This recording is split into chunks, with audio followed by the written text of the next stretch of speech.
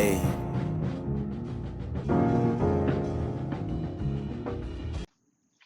Yo, what's going on, man? I just wanted to talk to y'all real quick about the Ahmaud Aubrey situation, his case, and what's going on in his situation. I want to say definitely like and subscribe. Appreciate y'all coming back to the channel and checking us out. Appreciate that. Look, what's going on in his situation is first I want to talk about the lawyer, the prosecutor. I think her name was like Jackie Johnson or something like that. She's a white lady up in Glenn County, um, Minnesota. She's in some part. Basically, she is the prosecutor that did not lock up the father. When the father and the son, I know y'all might not remember the case, but Ahmaud Aubrey was running down the street in a white neighborhood, and he stopped inside a building to check, to look at, like they was like doing construction. There was no doors on this building or nothing. He just walked up on the property, looked around. Surveillance camera inside the construction site showed that he just looked around. Then he turned around and walked outside the building. When he walked outside the building, one of the white neighbors over there was like, "Hey, what you doing?" Him being a black person, he just took off jogging again and took off minding his business and running. Obviously, some white people saw that on the block. Some other people, white people, was outside, or they saw what was happening, and they went, jumped in their vehicles and followed him. And as he got up close to him, they got super close to him and got in front of him and stopped their vehicle. When he tried to run around the vehicle, one of the white people, which is the son of this guy I'm talking about, pulled out a shotgun. And when Ahmaud Arbery saw the shotgun, he just took off towards the guy and grabbed the shotgun. They had a tussle. When Ahmaud Arbery lost his tussle, his grip on the gun of the white guy who he shot Ahmaud Arbery and killed him several times. And I guess they was trying to make it seem like Ahmaud Arbery was stealing out that house, that he was a criminal and all this shit, when he technically was just a person running down the street, stopped, looked at a building, and kept going. Which, white people do that all the time. It's not even like a criminal act to look at a building. But this is what they said he was up to in his neighborhood. So anyway, when they finally locked his, well, after the father and the son killed him, the prosecutor never arrested them. Apparently, the guy of the father used to work for her office as some kind of private investigator.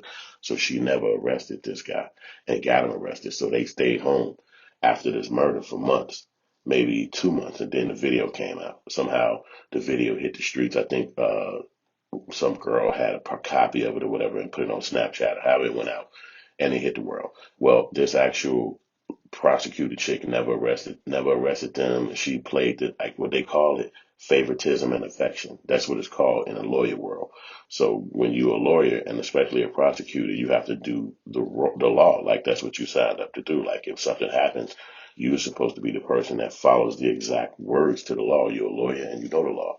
And so she didn't do that, and she let them stay at the crib and just kind of chill out and not be arrested and not be accosted for their crime, which nobody gets to do that.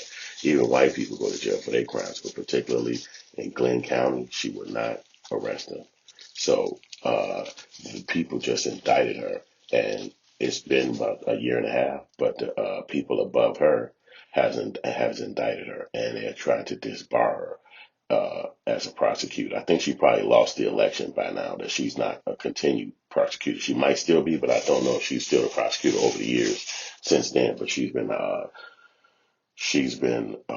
indicted, and it seemed like, well, we don't know exactly, but if she loses, then she will not be a lawyer no more, and she probably would be facing some kind of charges behind covering up those murders, that murder of Ahmaud Arbery, because you got to think, how many times has she done this? Like, people know people. So it's like somebody could walk in there every couple of days or every day and it'd be your personal friend or somebody that she know from a party. And it's like, okay, thank you. I'm glad y'all called me or told me. I see her face. Okay, let's make sure we get her the hookup, because I don't want her to have to go down for this situation. But most times, if not 99% of the times, when a black person is arrested, they're getting a whole book thrown at them. It don't matter what the situation is or why they got arrested or even who they know.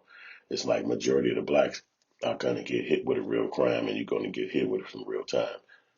So to see this situation come down on this lawyer actually is a good thing, because, Ahmaud Arbery was a person and he didn't have to really go through that. He didn't have to put up with that murder being accosted by these people because he was in their neighborhood.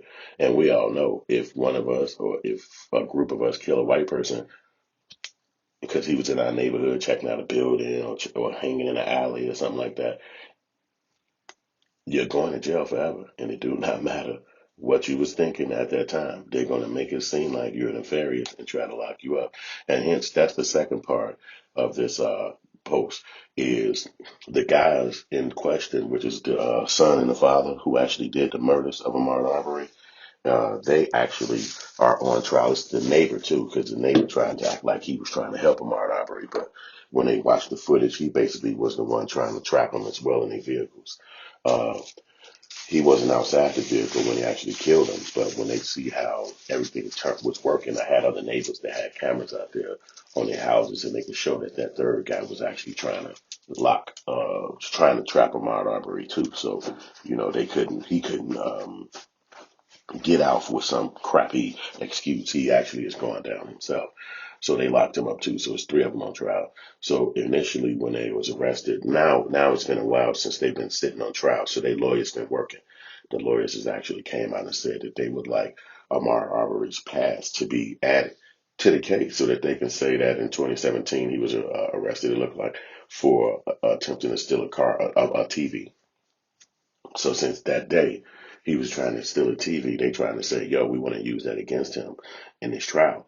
Well, he wasn't killed until 2020. So why would you have some information about him from 3 years prior in his trial when you didn't even know him at that time? He wasn't a criminal that you looked at and said you wanted to kill and hurt. So why would his past be involved in his case? So luckily, the judges that's been hearing from their lawyers are saying no. No, you can't use his past. You can't bring up his past and all that stuff because that was not relevant at the moment y'all killed him, which is a good thing that the lawyers are actually doing that because Ahmaud is dead and he can't explain for himself what he was thinking at the time, why he did what he did, or maybe it was a false accusation and he was arrested still. Like, there's a lot of variables about that he can't speak on because he's dead and this is his past. So what the heck does any of that got to do with you murdering him? When you murdered him, you didn't know about his past. You wouldn't have known about his past. You just saw him as a black man. Those guys saw him as a black man and they murdered him. So now this is the repercussions of that. You have to bite the bullet. You got to deal with what you did. And I think that that's the best part that we're learning right now about those guys is that they actually are guilty of the stuff that they played and did to Ahmaud Arbery. So it's dope, you know what I'm saying, to see that. And I'm glad that the lawyers are helping to make sure that they get really hit hard with the indictment and a conviction because of Ahmaud Arbery. If nothing else, he's a human. And he gets to travel and move around the world without explaining himself to some wicked evil people. And then now you got to bite the bullet. Now you got to actually fess up and own up to what you did. And these guys got all these excuses and all these reasons and all this crap that they said. And them lawyers on the side of the prosecution is not going for it. And so it was basically a cover up. I mean, he was murdered by somebody. And that lawyer, that prosecutor was supposed to actually throw the book at them. And they would have been in jail a long time ago. But with this being a now situation, we still waiting for it to play out.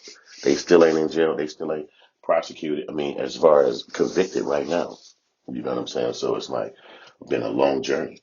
You know what I'm saying? So I just wanted to hit y'all with that information about Ahmaud Arbery, about that lawyer, the prosecutor chick. You know what I'm saying? And I just hope that the actual um, justice come for that brother because he's dead and his family has been struggling and hurting behind that. So that's that. I'm gonna let y'all get back to y'all day. Thank y'all for watching. Yo, homie, Hood, hitting y'all up. All right. So like and subscribe, and I'm gonna get back to y'all in a minute. Hey.